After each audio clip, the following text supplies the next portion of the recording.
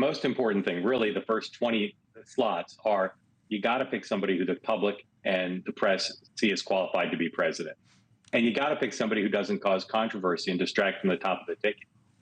Every other consideration, including someone who has regional appeal, might help you win a state, creates an alchemy of excitement with the top of the ticket, all that any smart campaign knows must take a back seat.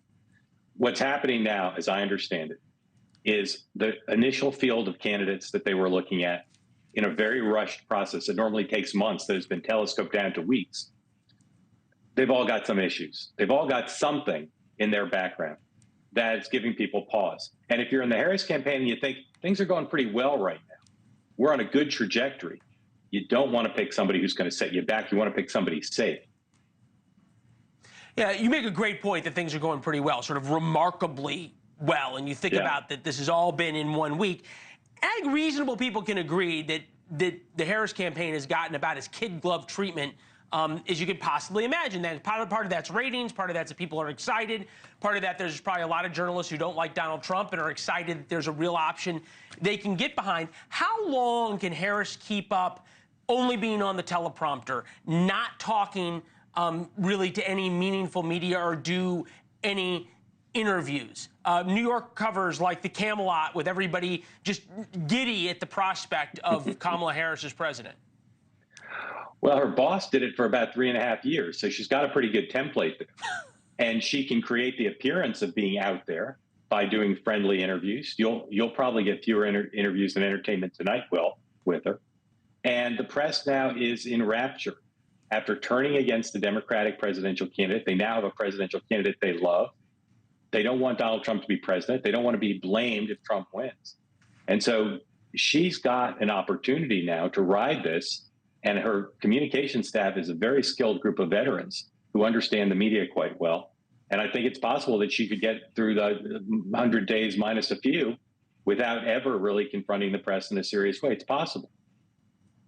Yeah, and how much of this is the press, right? That you made a good point, gave Joe Biden a pass for really 3 years. I think we can all agree after the debate, there was this moment in the press of oh my God, we've let this guy get a pass and he could lose, so now we're gonna all pile on throwing him out.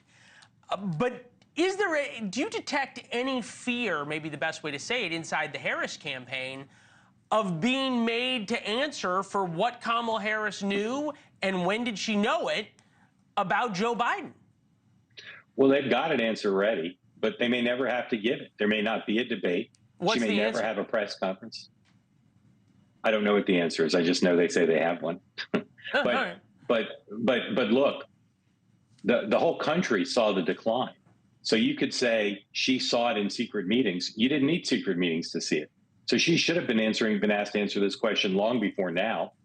She will be asked it. But again, if there's no debate, if she never holds a press conference, if she does soft interviews with what they call friendlies, she may never have to answer. And she might, but she may not. But I'm telling you right now, the story of this week is one of the most incredible, even in the wake of the debate, the efforts to force Joe Biden off, the assassination attempt, the Republican convention.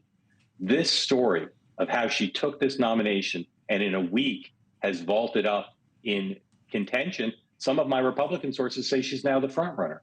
It's remarkable. And it's happened for a lot of reasons, including her skill and the skill of the staff, but in no small part because the media is now back to its natural resting place, which is anti-Trump, pro-Democrat. And that's a huge advantage that she can ride, at least for this month and maybe beyond. Yeah, you make a great point about this month. We had Bill O'Reilly on. He said, oh, nobody's paying attention through August. And, this month is, sort of, a giveaway for Donald Trump. This month is the time that so many opinions are being baked in, right? You think all of this time and all of this press through this week, the rollout of the VP, which will give you another week of good press, even if there is maybe something a little bit negative. Then it won't be as negative as J.D. Vance.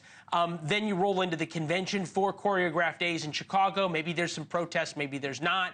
Through Labor Day, you've got the halo of the convention. You get to the debate. I only got a minute left. I wish I had the whole show left to talk to you, but you just said something pretty remarkable. If there's a debate, you're leaving out the possibility that there won't be a debate and she won't pay a price for that. Well, more likely than not, there will be, but there's no commission on presidential debates. There's no clear agreement about who the host should be.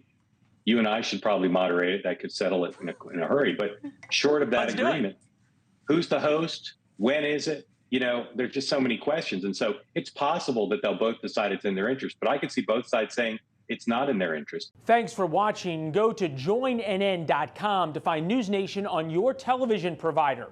And don't forget to click the red subscribe button below to get more of NewsNation's fact-driven, unbiased coverage.